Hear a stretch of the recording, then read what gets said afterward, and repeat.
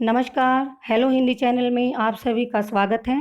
आज हम जयशंकर प्रसाद के द्वारा लिखी गई कहानी पुरस्कार की समीक्षा करेंगे।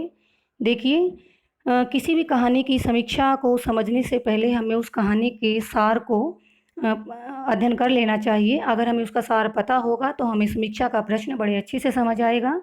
तो इस कहानी का सार मैं पहले करवा चुकी हूँ। तो मैं इस कहानी के सार का जो लिंक है वो डिस्क्रिप्शन बॉक्स में डाल दूँगी। अगर आपने वो नहीं पढ़ा है तो आप वहाँ से अध्ययन कर लीजिएगा। तो आइए इस कहानी की समीक्षा शुरू करते हैं। किसी भी कहानी की समीक्षा तत्वों के आधार पर हम करें तो 6 तत्व होते थे। यहाँ पर मैंने 7 तत्व लिखे हैं क्योंकि पहले 6 तत्वों के आधार पर कहानी की समीक्षा की जाती थी, लेकिन अब एक 7वां तत्व यानी 7 बिंदु हो गई हैं जिसमें शीर्षक को जोड़ दिया गया है।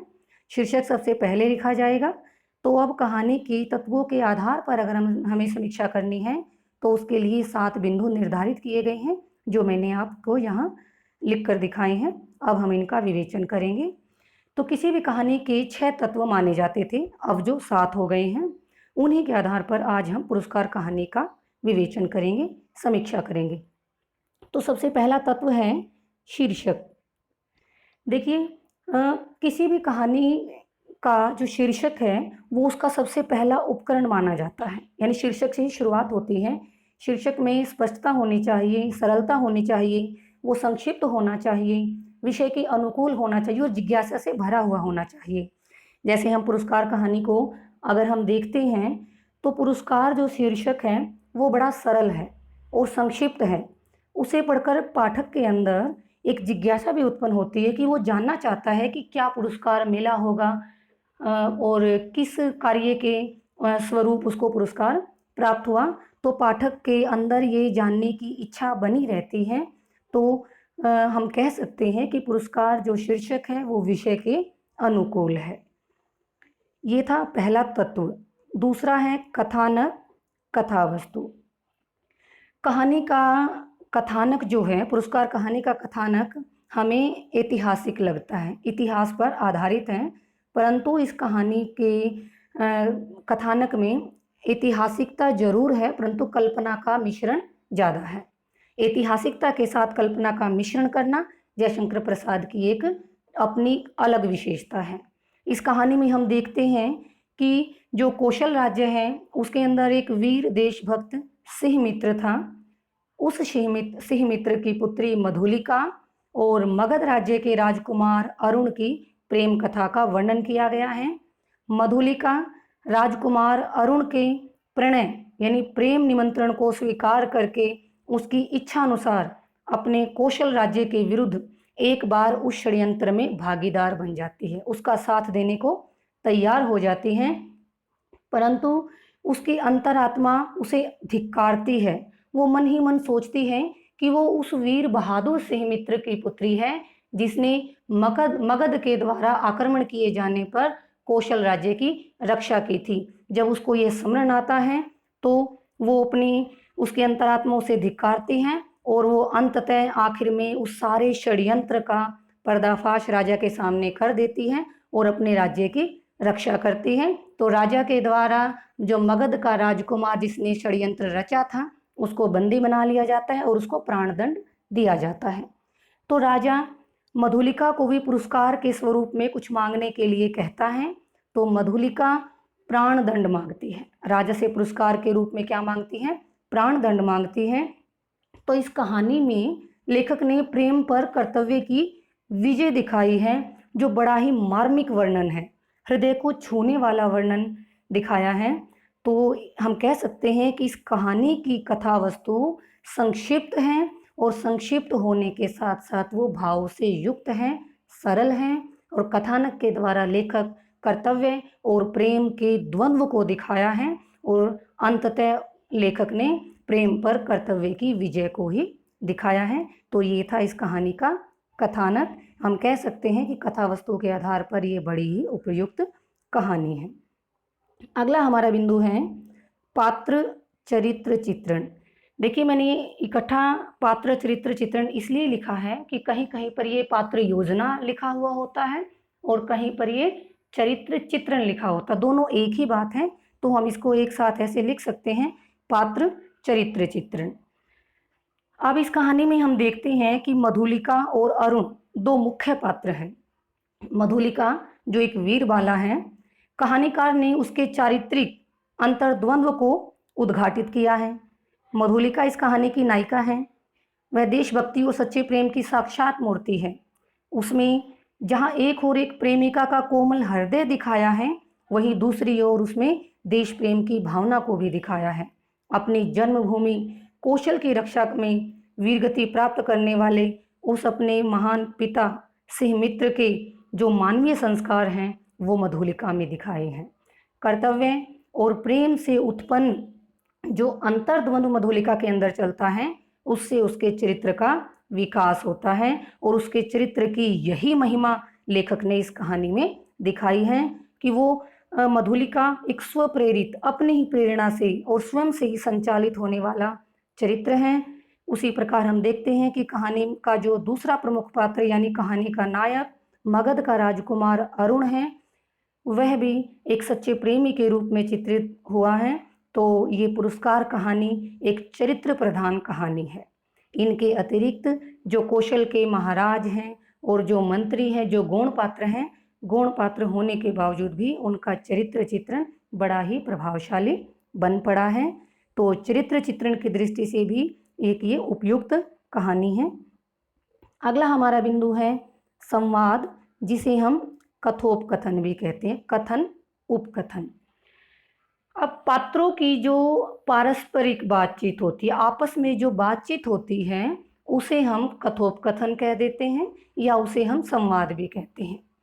अब पुरस्कार कहानी के संवाद हम देखते हैं तो वो कथानक को गति प्रदान करने वाले हैं, कथानक को का विकास करते हैं, उसे आगे बढ़ाने के साथ साथ वो पात्रों के चरित्र पर भी प्रकाश डालते हैं। क्योंकि जब तक संवाद नहीं होगा तो हमें कैसे पता चलेगा कौन सा पात्र नायक है और कौन सा पात्र खलनायक है। तो अच्छे और बुरे का वर्णन भी संवादों के जरिए ही होता है। तो इस कहानी के जो संवाद हैं वो पात्रों के चरित्र पर भी प्रकाश डालते हैं और कथानक को भी गति प्रदान करते हैं। कहानी के संवाद स्वाभाविक हैं, पात्रों के अनुकूल हैं, मनोवैज्ञानिक है, मन का विश्लेषण करने वाले हैं। संवाद अधिक लंबे भी नहीं हैं, संक्षिप्त संवादों का प्रयोग किया गया है। तो इस प्रकार यह कहानी जो है संवाद की दृष्टि से भी अनुकूल है।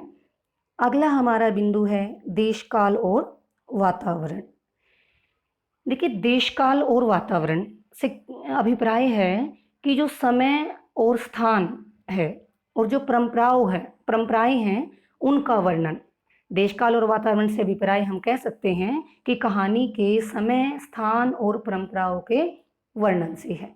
अगर हम वातावरण के निर्माण से भी देखें तो ये प्रसाद जी की श्रेष्ठतम कहानियों में से एक कहानी है। लेखक ने कथानक के अनुकूल ही वातावरण का सृजन किया है, निर्माण किया है। कहानी को पढ़ते पढ़ते पाठक उसी वातावरण में पहुंच जाता है। अब जैसे कौशल के कृषि उत्सव का वर्णन किया है, राजा के हल चलाने का वर्णन किया है, प्रकृति का वर्णन है, रथों का, हाथियों का, अश्वरोहियों का, पुरोहित वर्ग का, इंद्र पूजन का, ये सारे का सारा वर्णन जब हम पढ़ते हैं तो हमारा पाठक का मन मस्तिष्क उसी वातावरण में घूमने लगता है। तो देशकाल और वातावरण के हिसाब से जयशंकर प्रसाद की यह कहानी एक श्रेष्ठ कहानी है। अगला हमारा बिंदु है भाषा शैली। अब भाषा शैली, प्रसाद जी की कहानियों की जो भाषा है वह संस्कृत निष्ठ खड़ी बोली हिंदी है। संस्कृत मिश्रित होने के कारण वह थोड़ी कठिन तो लगती है, लेकिन वह सजीव है, सशक्त है और संबद्ध है। उसके वाक्य जो हैं, संवाद जो हैं भाषा के बिल्कुल उपयुक्त हैं। प्रसाद जी की शैली हम कहें वो नाटकीय हैं। मुहावरों का प्रयोग अगर हम देखें तो बड़ा ही कम मिलता है। कुल मिलाकर हम देखिए उनकी भाषा शैली में यही भी बता सकते हैं, क्योंकि प्रसाद जी केवल एक नाटककार ही नहीं हैं, वो कवि भी थे। इसलिए उनकी इस कहानी में हमें कवित्वमयी भाषा का प्रयोग भी देखने को मिलता है। तो प्रसाद जी की भाषा बड़ी श्रेष्ठ, सुसंबद्ध है। अगला और अंतिम हमारा तत्व है उद्देश्य। देखिए, कोई भी कहानी उद्देश्य रहित नहीं होती। उसी प्रकार हम पुरस्कार कहानी को भी देखते हैं तो यह भी एक उद्देश्यपूर्ण रचना है। लेखक ने प्रेम के व्यक्तिक एवं सामाजिक रूप का चित्रण इसमें किया है। यद्यपि हम देखते हैं कि जयशंकर प्रसाद की अधिकांश कहानियों में अतीत का गौरवगान है, लेकिन इस कहानी में उन्होंने प्रेम और कर्तव्य के संघर्ष को चित्रित करते हुए अंत में प्रेम पर कर्तव्य की विजय दिखाई है। क्योंकि इस कहानी के माध्यम से लेखक हमें ये बताना चाहते हैं कि देश की सुरक्षा ही सर्वोपरि है, सबसे ऊपर देश की सुरक्षा है, और उसकी भावना को लेखक यहाँ पर स्थापित करना चाहते हैं। जब जब देश पर संकट आता है अथवा देश की स्वतंत्रता को खतरा पैदा होता है तो जो व्यक्ति अपने व्यक्तिगत स्वार्थों को देश हित पर बलिदान कर देता है वही सच्चा देशभक्त होता है, और ऐसा व्यक्ति वास्तव में महान होता है। तो उसी देशभक्ति को यहाँ पर जयशंकर प्रसाद ने प्रकट किया है। क्योंकि इस कहानी का अगर हम उद्देश्य एक पंक्ति में कहें तो कर्तव्य और भावना का जो द्वंद्व दिखाया गया है और अंत में उस भावना पर कर्तव्य की विजय दिखाई गई है। जैसे मधुलिका अरुण को बंदी बनवाकर अपने देश प्रेम का परिचय देती है और स्वयं के लिए प्राण दंड मांगकर अपने प्रेम का परिचय देती है। तो ये थी जयशंकर प्रसाद की पुरस्कार कहानी की समीक्षा जो हमने इन उपर्युक्त तत्वों के आधार पर की। मैं उम्मीद करती हूँ कि आपको इन बिंदुओं से, इन तत्वों से कहानी की समीक्षा समझ आई होगी। अगर आपको यह समझ आई हो तो मुझे कमेंट बॉक्स में लिखकर ज़रूर बताएं। इसी के साथ आप सभी का बहुत बहुत धन्यवाद।